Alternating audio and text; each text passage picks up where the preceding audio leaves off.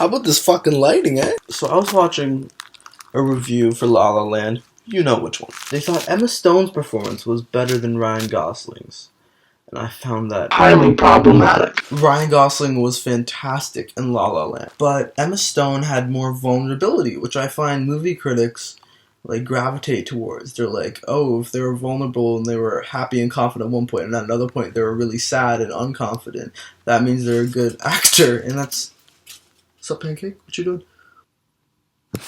So yeah, because I've heard this shit before. It's like people going like, I feel like I liked it, but he didn't have much range. It was good, but it wasn't perfect. Something happens when you say something like that, where you're being extremely reductive about artistry, about like passion, about work, about art.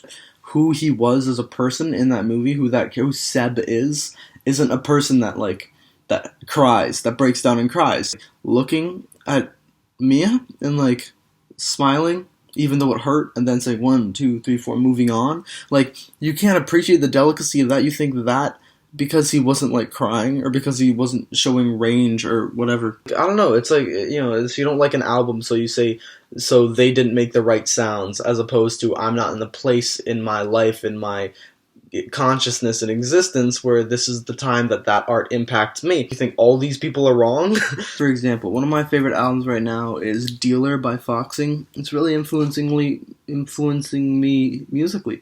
There's one song on it that I just don't get, and it's called Winding Cloth. Let me check. It's like kind of an orchestral song.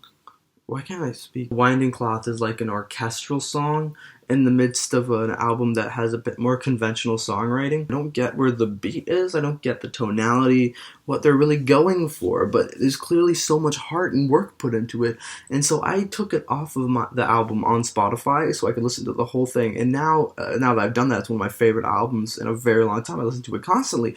But does that mean that track was the weak track?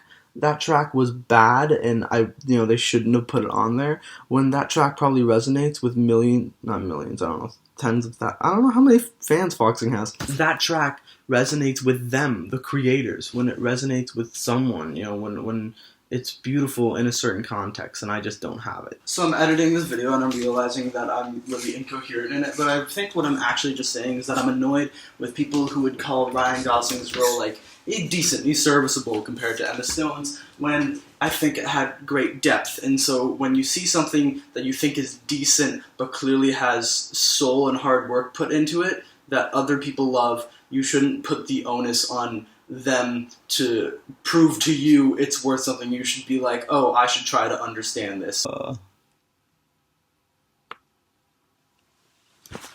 I saw La La Land again last night.